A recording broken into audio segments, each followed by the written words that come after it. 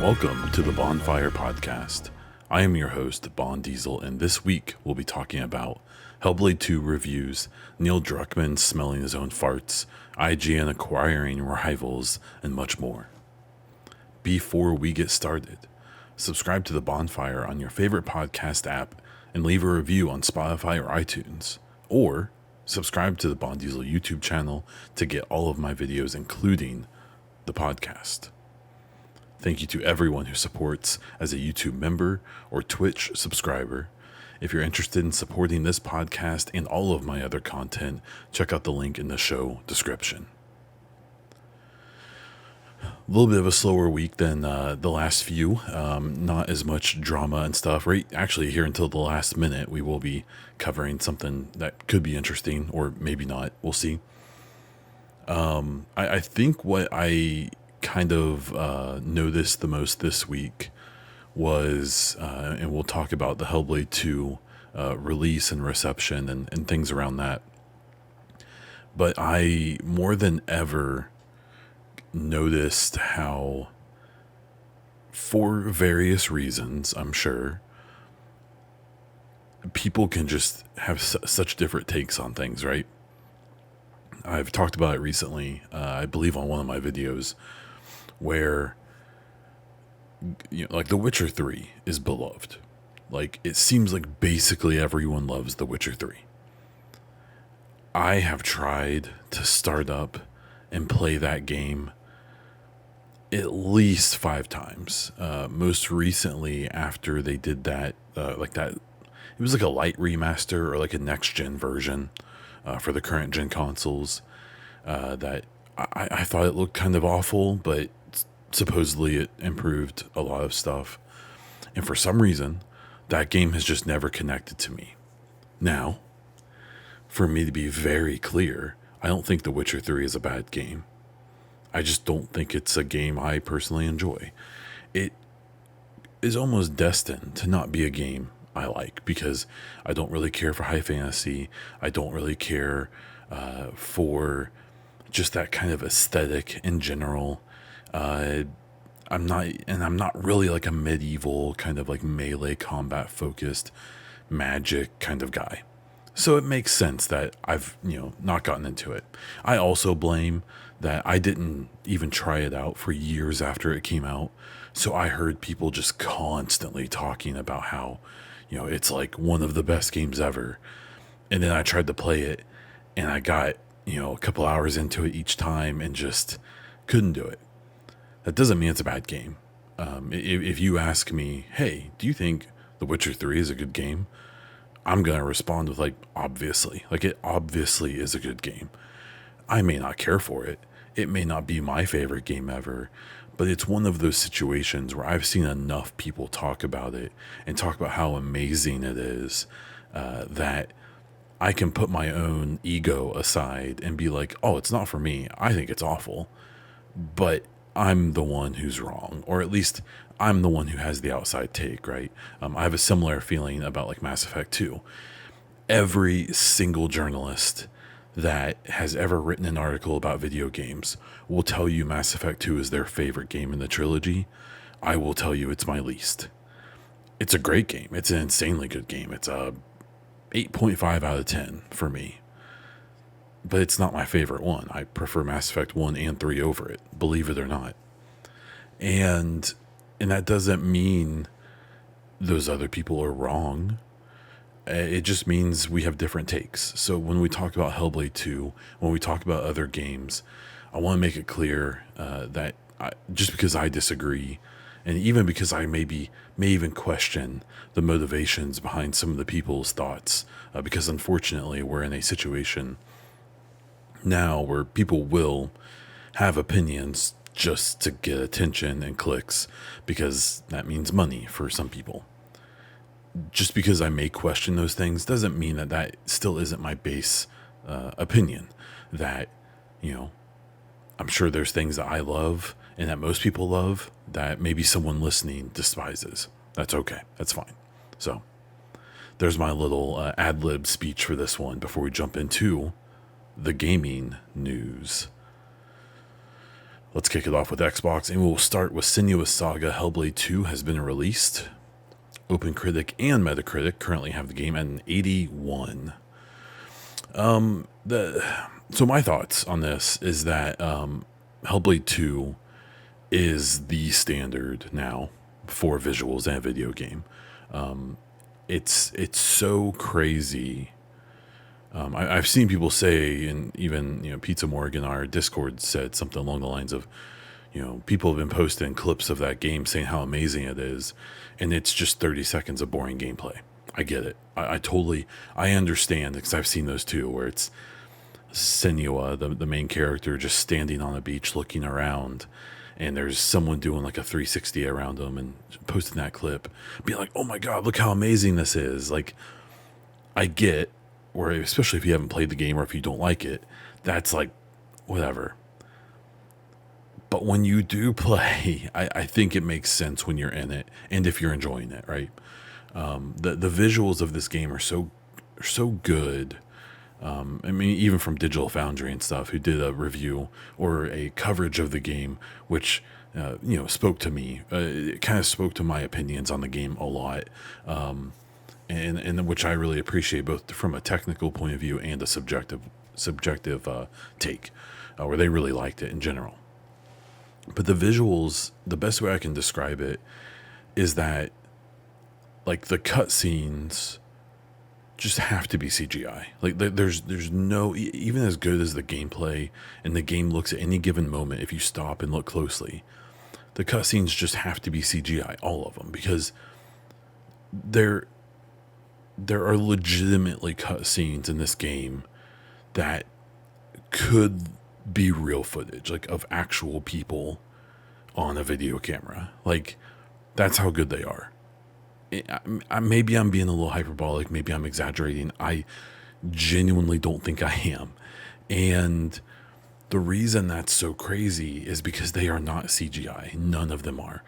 Every single thing in this game is being rendered in engine and in that moment. And the way you know that is that at any moment in the entire game, from the very first second to the very last, you can pause the game and go into photo mode and move the camera around. If it was CGI, it'd be pre-rendered. It would just be a video, right? So you wouldn't be able to do that. But because it's all being rendered in real time, you can move the camera around in the middle of cutscenes and get pictures. You can take characters out using its extremely good screenshot tool. And you can literally select characters and remove them from the scene to get a better picture of whatever you want. You can add lighting. You can add real-time lighting to it. You can change all kinds of stuff. And that's a whole different thing. The photo mode's really cool. But what blew my mind about it is in the middle of cutscenes where I was even like, this looks really good. It's obviously a CGI cutscene, right? And I just happened to stop it once and hit the photo mode, and it let me move the camera around, and it clicked in my head like, holy crap, this is real time. But like, that's definitely the biggest selling point of this game. The sound and the music is extremely good. We have the Furies kind of speaking in her head again from all the different sides, as well as other people in her head who are speaking like directly into your ear, going from one side to the other. It's a very cool effect. The music, the soundtrack and stuff is just wildly good. Just the sounds of the game, the world that you're walking in the middle of combat, or people yelling or screaming, sounds of fire, like everything sounds extremely good. Like the audio of this game is probably as impressive as the visuals. It's just harder to notice, right? The story, it's really strange, and we'll get more into this later, but when I saw a lot of the reviews of this game, it seemed like there were so many of the people reviewing it who were just like so determined to paint something negatively. And that's fine. Like it's your job. You're being a critic. You're being critical, right? So if you find things that you don't like, you should point them out, right? But the story, the way they talked about the story was really interesting, because this game was always going to struggle to beat out the first game because the emotional journey of the first game was very good. Because the actual game was fairly simple, right?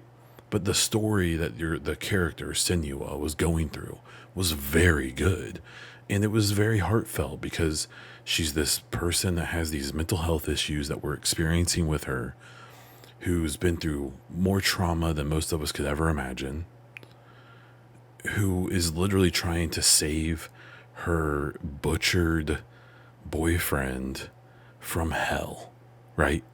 Like,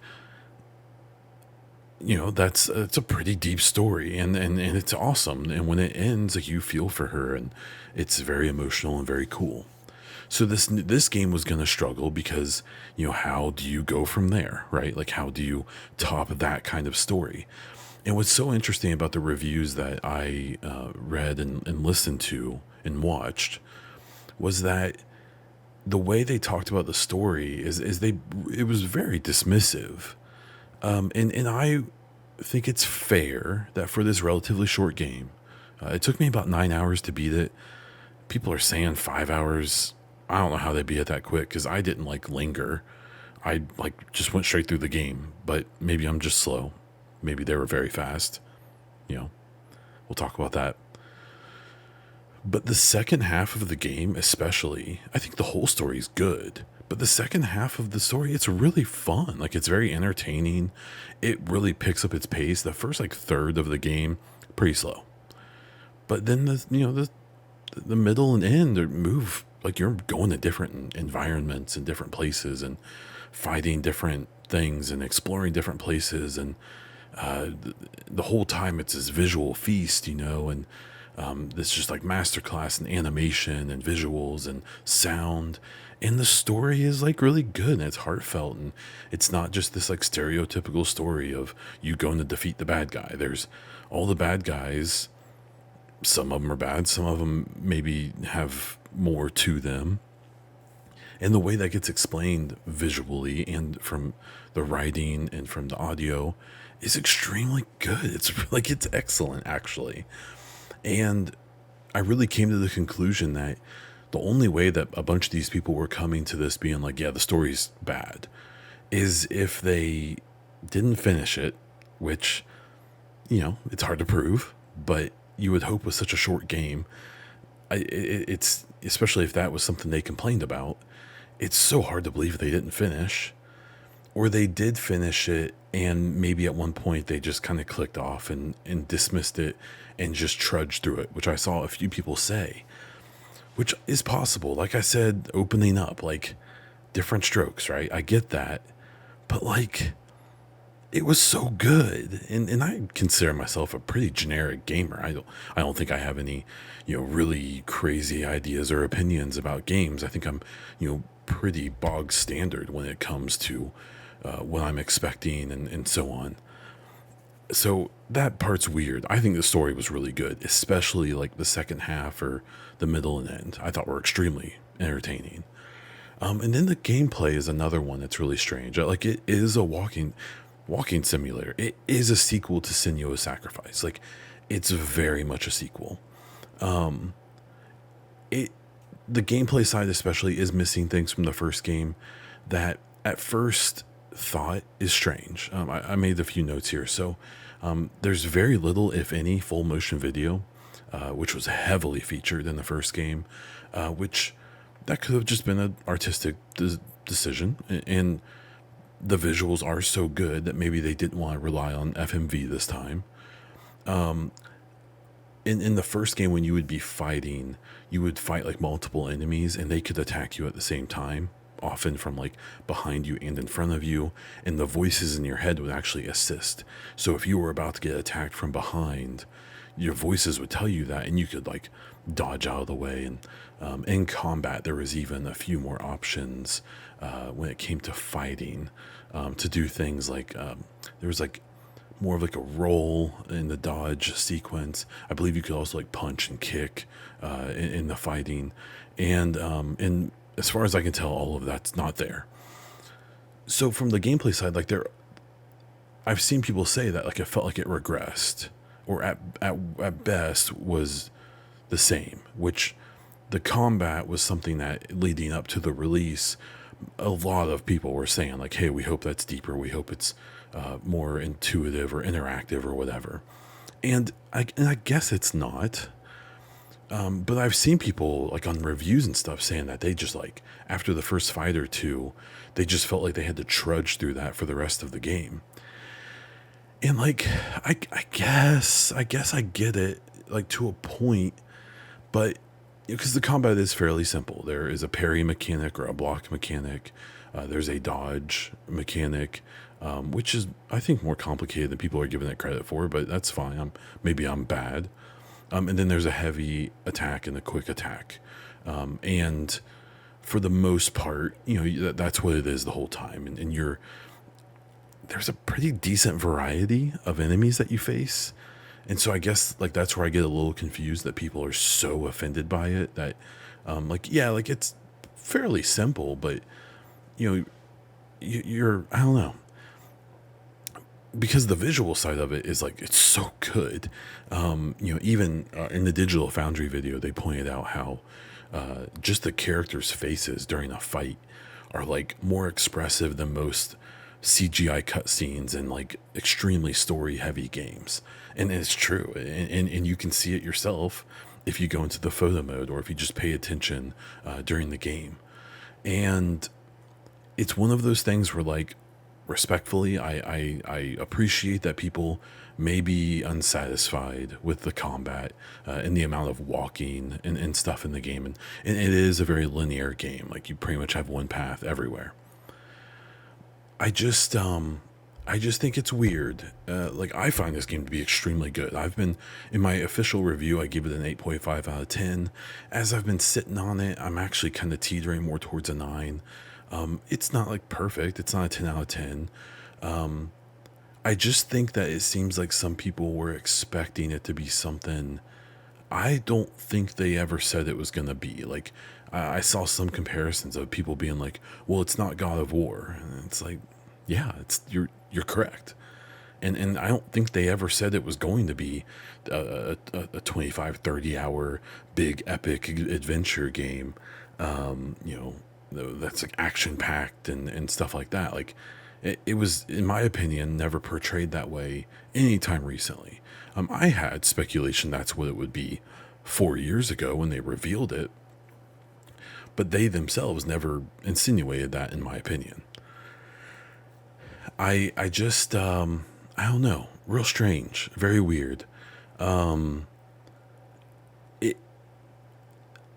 expected people, in my opinion, who I think always seem to be a little extra critical of Xbox, and then obviously like the console warriors on Twitter and the trolls and stuff, just it does seem like I said before, like it's almost as if like there's a pretty good chunk of the people who reviewed this game who were like looking for flaws. Like on the Kind of Funny review, Greg Miller and Blessing Adeoye Jr., who were the former PlayStation podcasters there, who now they just do a different format.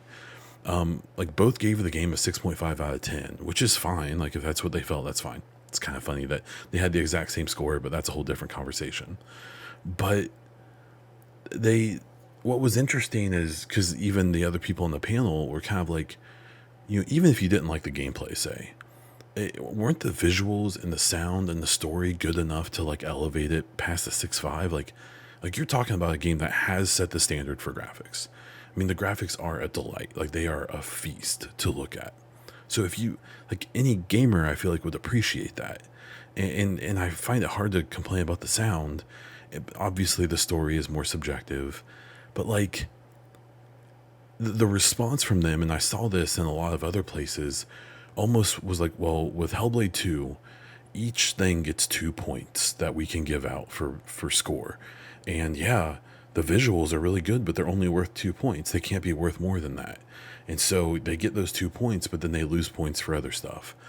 And I just like, that's not how people normally talk about games. Like no game is perfect. Even a 10 out of 10 game isn't perfect. Even a 9.5 or a 9 out of 10 isn't perfect.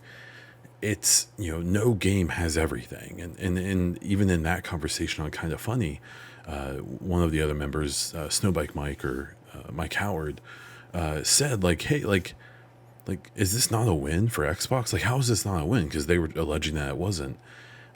Because, when almost every part of the game, I guess for me, my perspective is say you break this into four things. Visuals and animations is one. Sound and soundtrack is two. Story is three. And gameplay is four. The whole argument, and I've seen this in multiple places, was that only the argument that's been proposed is that the visuals and sound are good, but that the story and the gameplay's bad, and therefore it's a bad game. And like, that's not how we look at a lot of other games, right? My personal opinion is that if you're looking at it that way, the visuals and the sound are amazing, or top tier amongst any game ever made. And then I think the story is really good, and then I think the gameplay is good. And I think the way people look at all those things and the way they weight them really impacts how they would score this game, or talk about it in general. Again, I mean, I definitely if you've been around, you've heard me talking a lot about bias and things like that. How much I have pushed back on the idea of like the Xbox tax and things like that. In recent months, I think I've kind of come around to the opinion that while there's no like conspiracy out there, like some people have alleged, which is really dumb in my opinion, against Xbox, there definitely does. If this was a multi-platform release or even a PlayStation release again, I really don't think it would have gotten the reception it got from a lot of the people it got it from. The people who gave it, there was a Metacritic approved reviewer who gave it like a 45 out of 100. PC Gamer gave it like a 58. And in the review, I read it because I promise I don't just get mad about these scores, because without reading, I try to figure out what they were getting at. Both of those reviews basically were like complaining about the game being made at all, that they didn't think it needed a sequel, or the lower review, the 45 out of 100, was complaining about like it being an Xbox game. So it seems pretty obvious what was going on there.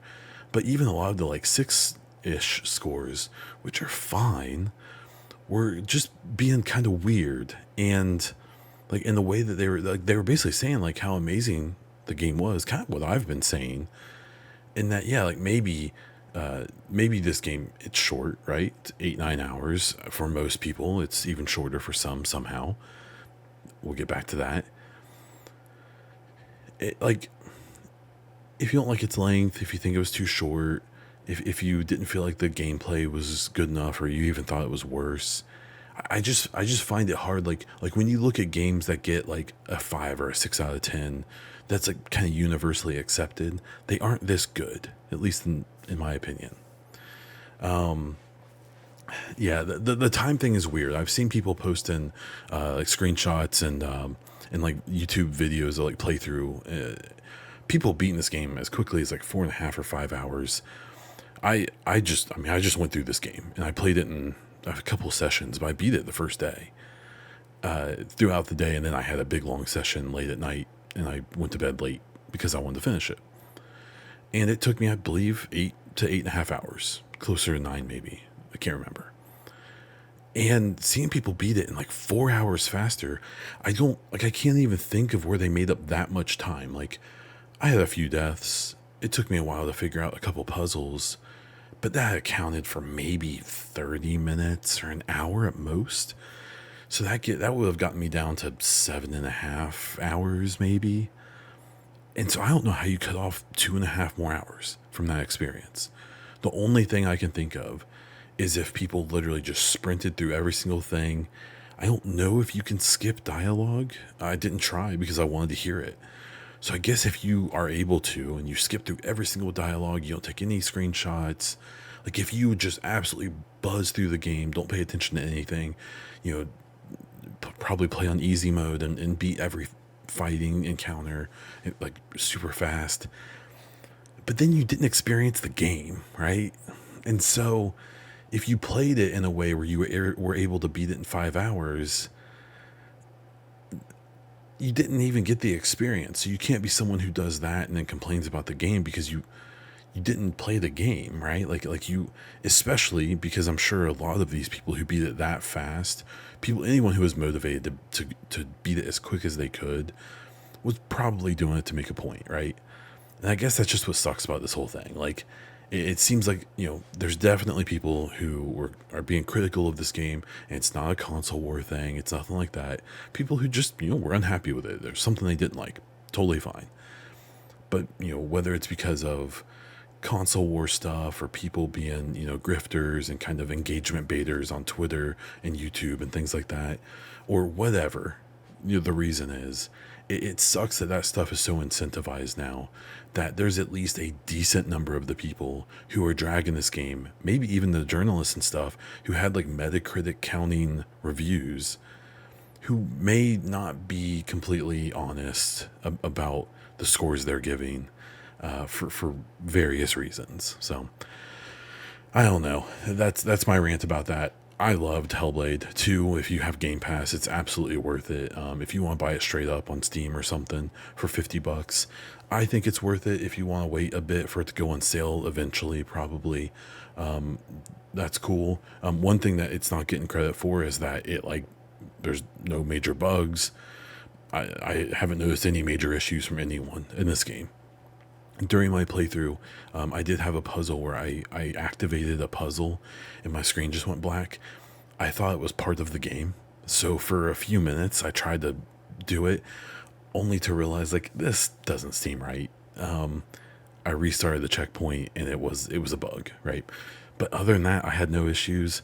Obviously, the pushback on that is going to be like, well, it's only a 5-hour game and they worked on it for 5 years. It better be perfect. Well, it is. So, the thing about this game is that I think whether or not it should have been longer, whether or not the combat should have been different, whether or not the story should have been different or bigger or whatever, I think Ninja Theory made the game they wanted to make here. Was it what Xbox needed? They probably don't really care. Was it really the best thing for Ninja Theory? Maybe not. I have no idea. I don't really have an opinion there. But I do believe that Hellblade 2 is the game that they set out to make, for better or worse, depending on how you look at it. As for them, apparently they've already had their next project greenlit, and that is not Project Mara. Back a few years ago during one of the showcases or something, there was a big video about Ninja Theory, and it was talking about Hellblade 2, but then it also pointed out this like kind of weird horror experience or some... Project Mara seems like it's almost going to be like a tech demo or something. It seems like it's just going to be like a non-standard game, right? Where I would continue, and hold on, I have to make one more point. I'm so sorry. There's a lot of chatter happening, even from people who like the game, who have really been doing this big thing of like, this was a big thing, kind of funny as well. Well, if the combat's going to be boring, or if the gameplay is going to be bad, then just don't have it. Just make it a visual novel or whatever. That's bullcrap. Especially after I finished the game, that insinuation that the gameplay in Senua's Saga isn't good enough to exist is stupid. That's a bad take, and that was something that I believe Blessing said on Kind of Funny. He has the right to his opinion. A lot more people care about his opinion than mine, so take that for what it is. But when he said something like, he had that insinuation of like, if the combat is going to be this boring, if the gameplay is going to be this boring, then you don't have to have it. I agree to a point, but that's not the case with this game, and I will defend that pretty heavily. I think it's kind of insulting, actually, to the game and the devs to suggest that the gameplay wasn't good enough to exist. It absolutely is. It may not be the most groundbreaking thing ever, but it's definitely good enough to exist. I was pretty flabbergasted by that point they made, but they have the right to it, right? So the thing about Hellblade and Ninja Theory is that this new project that's been greenlit is not Project Mara. It's something else. Could it be Hellblade 3? Probably, without spoilers. There probably will be a Hellblade 3 one day. I don't know if we needed a 2, but now that we have a 2, I think we should get a 3, is how I look at it. But I kind of hope it's something else, though. I kind of hope this next game is something different from the do. They've made like a Devil May Cry game before. I don't think it was received all that well, but like they've made very different games in the past. Hellblade is kind of different for them as well, right? So I'm really curious. Obviously, the chatter about this has been like, oh, they only have a few thousand people playing on Steam. Guess Microsoft's gonna shut them down. Like, and then this story's been coming out to kind of counter that of like, hey, actually, they're. I think the big difference between Ninja Theory and Hi-Fi Rush and Tango Gameworks and Austin, Arcane Austin, is that it's pretty likely that this Project Mara or whatever else that they're doing is probably not that far away. And that means that they're going to have revenue sooner than later, or they're going to contribute to the library sooner than later. The thing that, again, people are not taking into account with Tango and Arcane Austin is that they just both released games in the last year. Hi-Fi Rush was a critical success, but not a financial one. Redfall was a failure in all accounts. And neither one of them were probably going to have another project or game ready for 4 or 5 plus years. That just put them in a bad spot, and that sucks. I wish it wasn't that way. I wish that this business didn't work like that. And I'm not even defending the decision to shut them down. But their situations are different, at least in my opinion. And you can't discount the fact that Ninja Theory is an Xbox studio, and Arcane and Tango are Bethesda studios. So even though they're under the same umbrella, it's kind of hard to it seems, at least so far, that the games under the other publishers, the acquired publishers, are still kind of under those, and they just happen to be owned by Xbox. We'll see if that changes. The next story is that the Call of Duty Black Ops 6 showcase has been revealed to be the quote-unquote secret showcase after the Xbox One on June 7th. This was the worst kept secret that's ever been secreted. Everyone figured out extremely quickly that this secret showcase after the main one was going to be Call of Duty. I saw some people being like, I understand why they're doing this, but I wish they didn't. And it's like, look, they spent $70 billion to do this. This is their moment. And what people need to realize is that, you know, the eternally online, the very connected, the enthusiast, like the people who pay attention to this stuff, who are listening to this podcast, you know, we aren't the audience for this. Like, I like Call of Duty. I'm excited to get it on Game Pass, right? But people forget that I would argue the majority of gamers, people who play video games, especially on console, buy like 2, maybe 3 games a year, and it's Madden or 2K and Call of Duty and maybe something else. And I just don't think people realize how much of the audience that is. So for Xbox to make a Call of Duty showcase like one of their headlining things this year, like obviously, again, that's why they bought Activision, was for this. And especially if they're going to put it on Game Pass, they want to make sure everyone knows it's on Game Pass. So I think it's I think the reaction to this has been kind of weird. I'm very curious to how Call of Duty is going to be treated this year, because we'll see what the Xbox effect is on that, because I think it's going to exist. I think we're going to see it.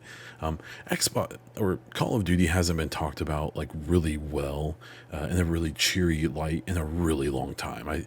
With the yearly releases and some of the games being better or worse than the others, people are kind of burned out on Call of Duty.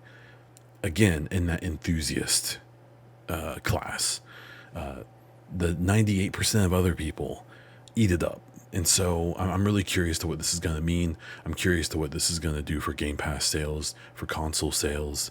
It'll be an interesting time. I'm not expecting a ton of console sales, but probably more than people think. I do think Game Pass will get at least a temporary bump that's going to be pretty significant, and they'll be very smart if they do things like connect like season passes to Game Pass to encourage people to keep the subscription. Yeah, it's going to be interesting. It's going to be weird as well, but I'm actually more excited about the main showcase, because the nice thing about Call of Duty being the after show is that means that they aren't going to have a 20-minute part of the main showcase being Call of Duty. We also found out that there is a almost certain chance that the Indiana Jones game, as well as some others, are going to be playable at Summer Game Fest with Jeff Keighley. He's promoted pretty big that Xbox, as well as 50 something other brands, are going to be part of his show. And Xbox was a weird one because they're having their own show a couple days later, and it appears that this is going to be probably their involvement. I wouldn't be surprised if they have some like teaser trailers during Summer Game Fest, maybe even one big reveal. They tend to be pretty kind to Jeff. They did announce their new consoles on his Game Awards show a few years ago. So that will be interesting. I'm really curious to what the reception, I think Avowed is the other one that's going to be there. The reception of both of those games and how critics are going to talk about them. I admittedly am not very excited for either of those games. I have no affinity for Indiana Jones. If it's cool, then I'm into it. I mean, it's Machine Games, so they know how to make a fun game. So I'm sure it'll be worth checking out. And then Avowed is a weird one because it seems like it's almost like an Outer Worlds type game where it's like not really a full AAA game. And it's coming from a studio at Xbox who seemingly is working on like 6 different games.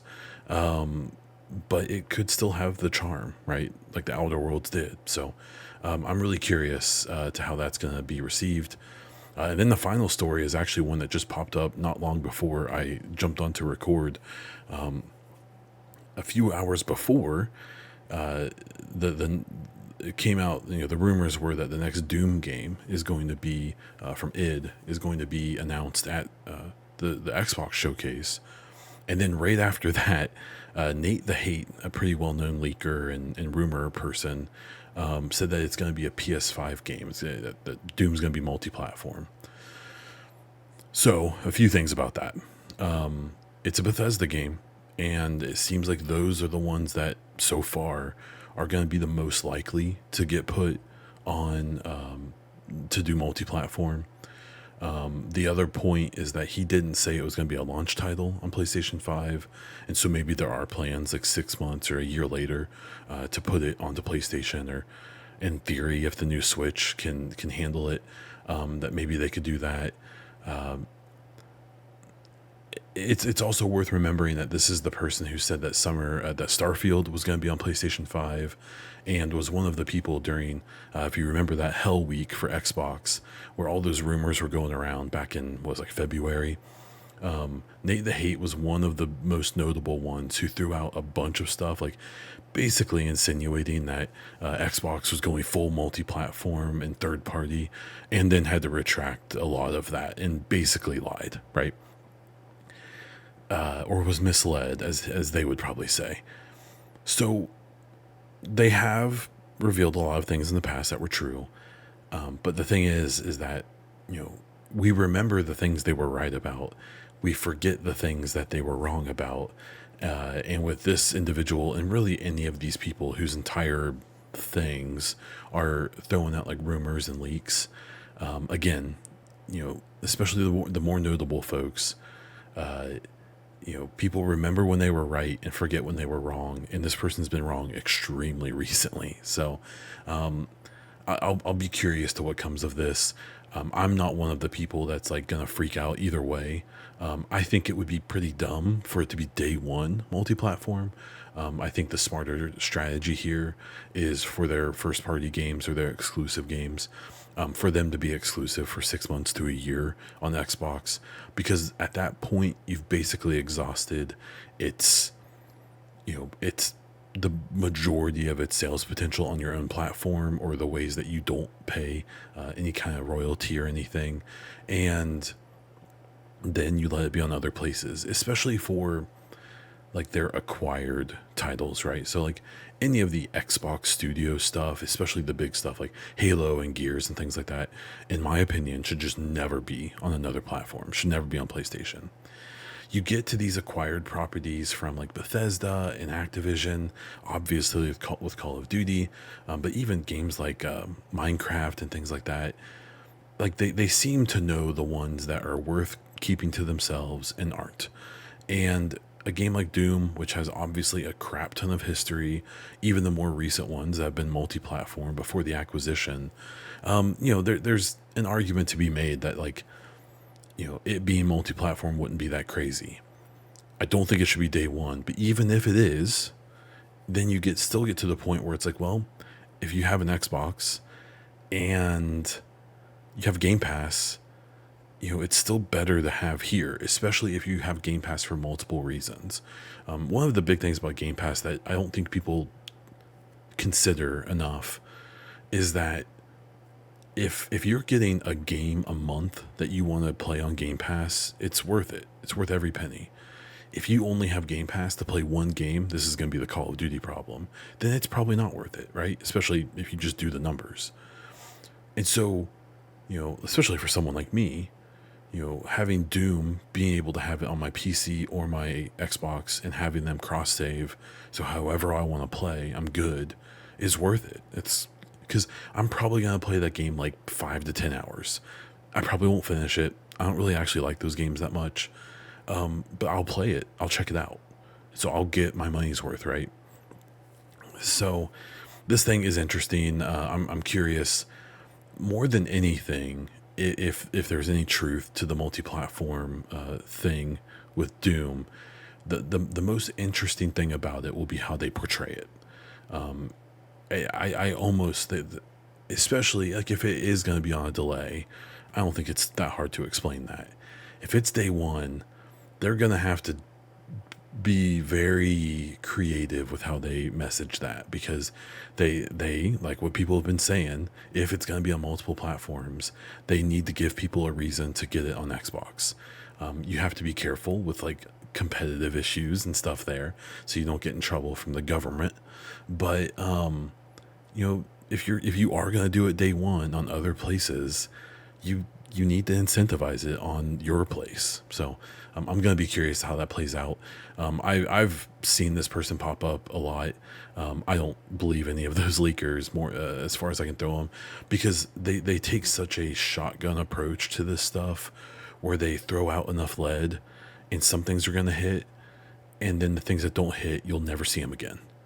So it's like one of those things. Like, I'm sure there's been people who have been wrong, who have done this and got caught, or forgotten, or people don't take them seriously anymore. But it seems like a lot more people have kind of just gotten away with, oh, oopsie, I was wrong, moving on, So we'll see what happens here.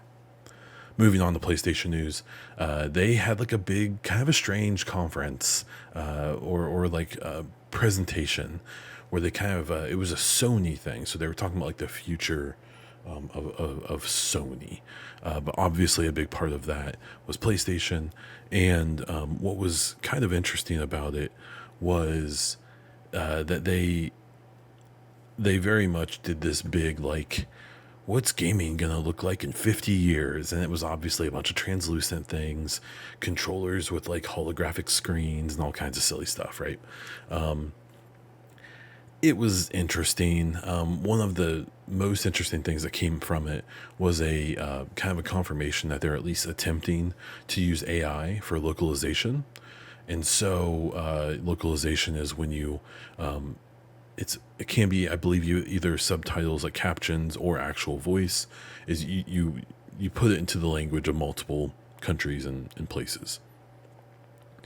What's interesting about that is that when it comes to AI stuff, that does seem like one of the more ethical or reasonable things to use it for, if you don't consider the probably decent number of people whose entire job is localization, whether it's for video games or other industries. So, it's probably going to hurt people. Another interesting thing about this was that they talked about having a mobile platform. This comes on the heels of Xbox saying the same thing, basically. Both PlayStation and Xbox have tried to do mobile stores before, and it doesn't work. I assume because mobile makes so much money, and they both have mobile studios. A big part of the Activision Blizzard King acquisition by Xbox was King. That will quietly be one of their biggest earners, because they do mobile games that are very successful, and very quietly and outside of the mainstream gaming view is just going to rake in money. So that's weird. There was also an interview with Neil Druckman, where he talked about just a lot of stuff. He was pretty big about talking about, AI, as well. He's definitely like an AI bro, and talked about how, with him it was talking about how they may make dialogue and characters. That obviously isn't what a lot of people want to hear, because people are concerned about like the creatives in gaming being replaced by AI, both because you don't want to see people lose their jobs, and you don't want to lose that human touch on those things, because AI, like as good as it can do some things, it's not human, right? So there is an element there that you probably can't ever truly replicate. Now he did kind of clarify that he thinks it should be done ethically and people shouldn't lose their job, blah blah blah. All the things that he knew he had to say afterwards. He also said that the next Naughty Dog game will, quote, redefine mainstream perceptions of gaming. This was why I mentioned him smelling his own farts in the intro. He's earned smelling his own farts, though. Like, even if you don't like him, which I'm kind of indifferent on him, there's people who don't like him for political reasons as well. I mean, I think he's pretentious, but he's kind of earned it. I mean, even if you don't like The Last of Us 2, even if you don't like him or things he said or whatever, I mean, you can't deny that he's, been a wildly successful game dev, and creative in the space, especially even like now in the TV show for The Last of Us, being very involved in that. I just, that quote is interesting. You can see it in two ways. The way I see it is he's saying redefine mainstream perceptions of gaming. He probably kind of means trying whatever their next project is going to appeal to not just hardcore gamers. It's going to appeal to more regular folks. Maybe it's going to be something a little less heavy than The Last of Us. Maybe it's going to be something very cinematic like Hellblade 2 or something. It also kind of has hints of that whole like where Sarah Bond for Xbox was like, the next Xbox is going to be the biggest technical leap in the history of gaming. Like, even as someone who likes Xbox, I kind of rolled my eyes to that, but that's fine. I mean, maybe they're right. Maybe it will be. We'll see. But yeah, Druckman's interesting. I'm really curious to what their next game is going to be out of Naughty Dog. I mean, I think they've all but confirmed that they will make a part 3 of The Last of Us. I don't think that's this. I don't think they're doing that yet. I think that's coming later. And I kind of hope it is. I think it would be probably nice for that team to do something new, especially after that Last of Us multiplayer game got canceled. So, yeah, it's very curious to what comes from them. And then a new Astro Bot game was leaked or announced or whatever. So it's expected that in the next week or two, they're going to announce a new Astro Bot game. The most recent rumors are that, I guess, next week. They're kind of getting late to announce it at this point, but it's expected that PlayStation is going to have a state of play. So if I remember correctly, their state of plays are like the second tier. Like, they have the partner showcase, which is like where they show third-party games. The state of play, I think, is kind of like a mix of first and third, but it's never anything huge.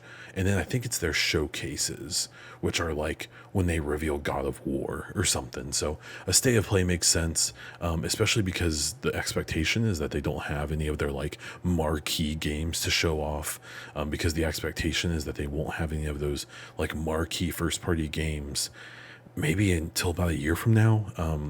PlayStation's in a weird spot. I've talked a lot about it, so I won't do it again, but I'm really curious to what their plan is, because I think their next big first party game is probably Wolverine, from Insomniac, which is weird because their last big game was Insomniac's Spider-Man 2 last year, and then before that was God of War Ragnarok, almost a year before that.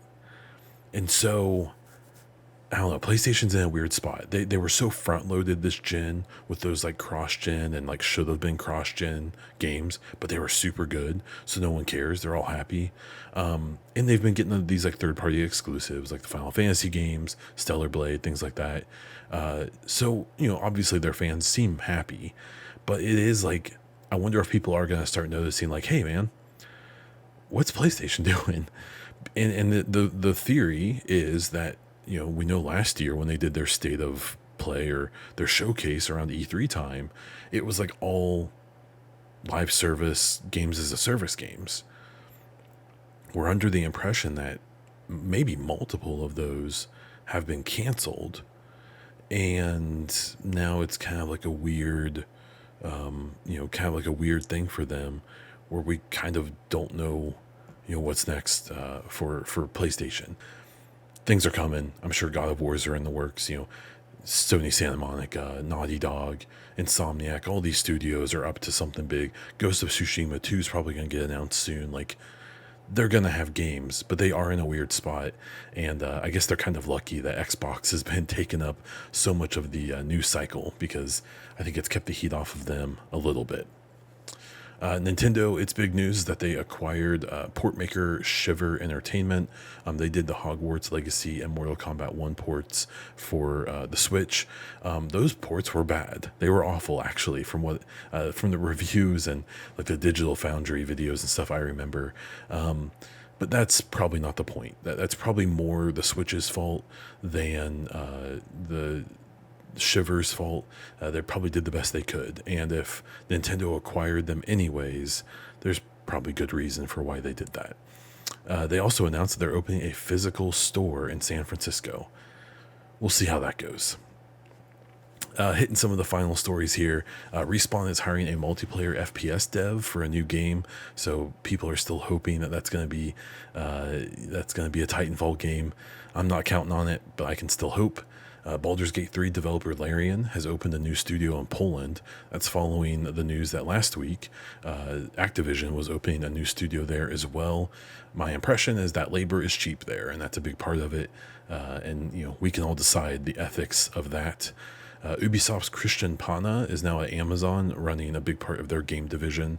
If you're a Division fan, I believe at one point I met him either at E3 or one of the pre-release Division 2 events, and I believe at the time he was Julian Garrity's boss. So pretty high up guy in Ubisoft and Massive, who is now over at Amazon. And IGN acquired rival outlets such as Eurogamer, GameIndustry.biz, VG247, Rock Paper Shotgun, and more, and laid off a bunch of people, or a bunch of people left as well. So, you know, a big chunk of the notable game media industry outlets are now all owned by one company. So when I was speaking recently in the last weeks about how you know, these outlets are really hyper focused on certain platforms, wink wink it seems, and getting very clickbaity and sensational, in my opinion, because their industry is struggling and that's the only thing that seems to work for them. This is, I think, an example of what I was talking about, and that sucks. And then finally, very ironically, Rolling Stone is starting a gaming division called RS Gaming. So in a time where giant consolidations are happening in games media, Rolling Stone's decided to start their own. So we'll see how long that lasts. And that is where I'm going to wrap up this episode. Thank you so much for listening to this episode. Please consider supporting all of my content by watching, listening, sharing, and following my socials, or throwing a few bucks my way. To find all of the ways you can do all of those things, check out the link in the description of the show. That is all I have for this episode of the Baunfire podcast. So until next time.